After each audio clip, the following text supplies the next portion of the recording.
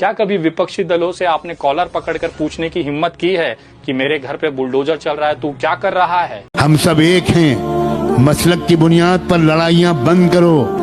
कि वक्फ तरमीमी बिल 2024 जो गुज़श्ता अय्याम पार्लियामेंट में लाया गया, मुखालफत की बुनियाद पर जेपीसी में गया और फिर उसके अंदर हर तरह की गैर अखलाकी हरकतें करते हुए, तमाम मशवरों और आरा को नज़रअंदाज करते हुए, कूड़ेदान में डालते हुए दोबारा हरदर्मी के साथ उसी बिल को पार्लियामेंट के अंदर ताकत के जोर पर पास कराने की पूरी तैयारियां हैं। तमाम आलमी इस्लाम, अस्सलामु अलैकुम वरहमतुल्लाहि वबरकातुहू।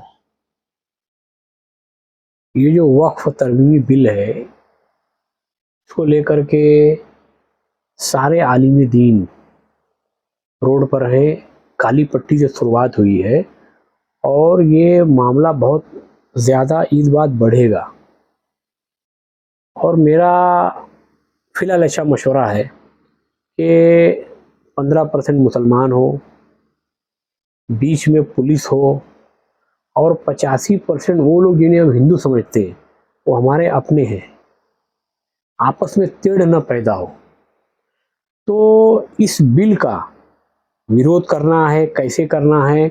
जैसे मिसाल के तौर पे डॉक्टर को डॉक्टर के पेशे में महारत हासिल है, वकील वकालत के पेशे में महारत हासिल रखता है। जिस इंसान को जिस पेशे में महारत हासिल है उसको वो काम करना चाहिए। CA/NRC का मुद्दा उठा, आलिम दीन रोड पर आए और जिसकी वजह से इसका बेनिफिट जो है इलेक्शन में जालिम पार्टियों को मिला और वो पूरी ताकत से जीत कर आए। ये खाली बिल का मामला नहीं है, एक तीर से कई निशाने हैं। तो मैं ऐसा सोचता हूँ कि आलिम दीन हमारे सर का ताज है। उलमाए दीन, आलिम दीन वो 5 टाइम नमाज पढ़ावे, इबादत करे और जो मजहबी रसूमात वो अदा करे। आंदोलन चलाना ये आपका काम नहीं है। इस बिल के खिलाफ बोलना और इस बिल को रोकने के लिए जो कुछ करना है वो आपका काम नहीं है। आपको इसमें मालूमात नहीं है, आपको मालूमात है मजहबी काम का, वो काम आपको करना चाहिए और ये काम हमारे जैसे लोगों से आपको करवाना चाहिए, क्योंकि हम लोग ठहरे आंदोलनकारी, हम ठहरे सियासतदान, हम ठहरे सामाजिक सोशल वर्कर्स। और सबसे बड़ी चीज़ ये मुस्लिम्स जो लीडर हैं, अभी अभी जो 2 इलेक्शन गए हैं, MP का इलेक्शन गया और MLA का इलेक्शन गया, तो मैं एक बहुत जल्द एक बड़े जो है सामाजी इंसान के एक मस्जिद में मैं गया था।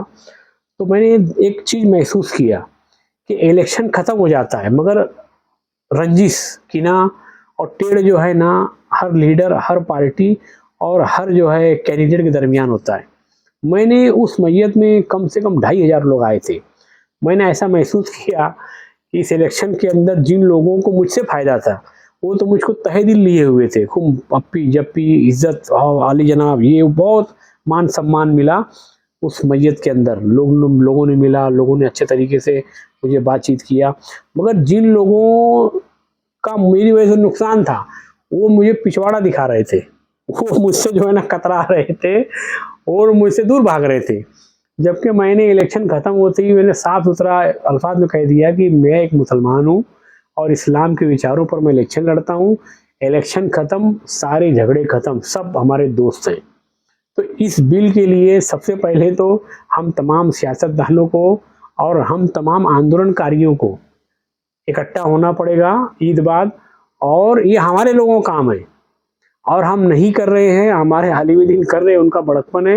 लेकिन उन लोगों को मालूमात नहीं, बेचारे सीधे लोग हैं, वो हमारे सर का ताज है। ये हमारे जैसे खोचड़ लोगों का काम है, क्योंकि आलिम दीन हो, वोटर्स हो, पूरा मुस्लिम समाज जो है उसने जब इलेक्शन के अंदर हमें वोट दिया, जिस कैंडिडेट को दिया, जैसे मिसाल के तौर पर बालिया मामा को हमने जिता के लाया है, हमने हाली जनाब रईस शेख साहब उनको जिता के लाया है। तो आंदोलन के लिए पुलिस चौकी का घेराव नहीं करना है, शासन प्रशासन का घेराव नहीं करना है। हमने तुम दोनों को, मैं भिवंडी की मिसाल दे रहा हूँ, ऐसे पूरे भारत में सारे मुसलमानों को ये काम करना चाहिए, बजाय शासन प्रशासन पुलिस को हैरान करने के लिए। हमने आपको वोट दिया है, हम आपका घेराव करेंगे। आप हमारी नुमाइंदगी वहां जाकर करो, हम शासन प्रशासन को हैरान नहीं करने का, वो सब अपने लोग हैं।